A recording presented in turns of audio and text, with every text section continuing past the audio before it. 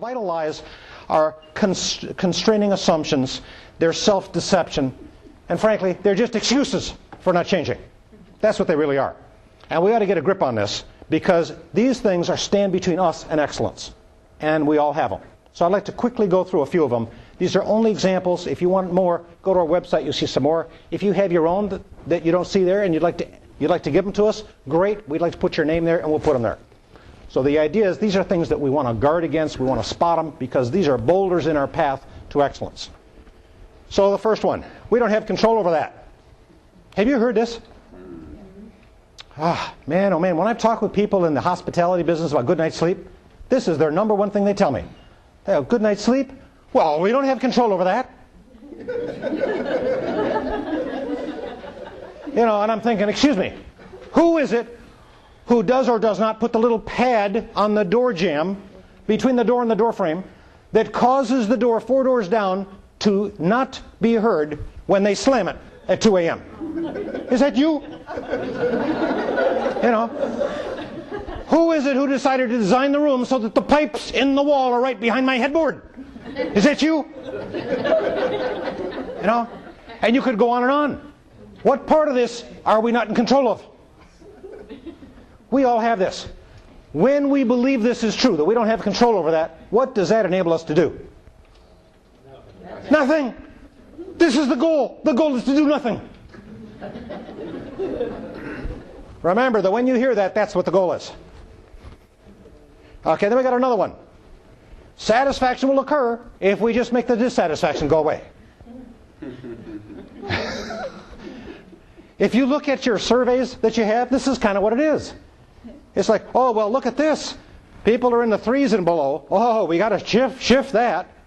Oh, is it possible to get everybody into 5s and they're still not happy? Is that possible? Sure. It sure is. Absolutely.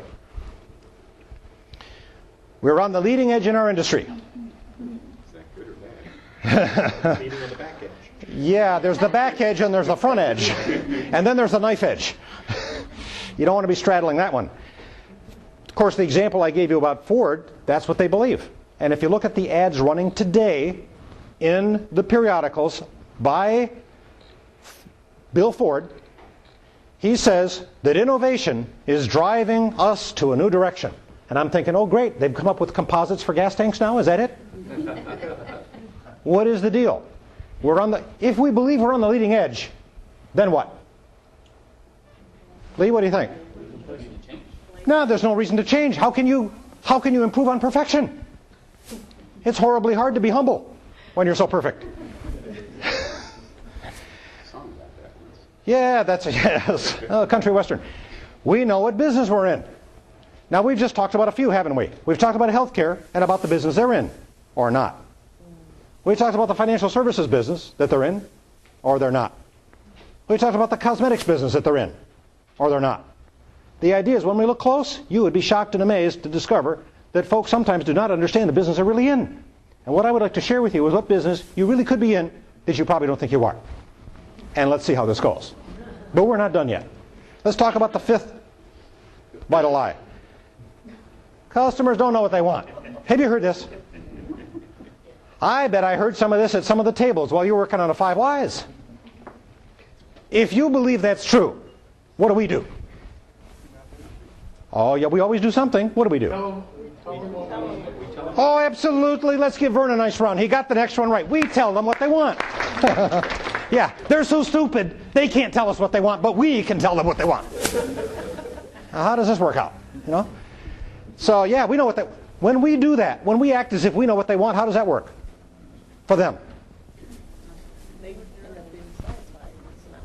No, they end up going someplace else. Like to Toyota, to Honda, to Hyundai, to you name it.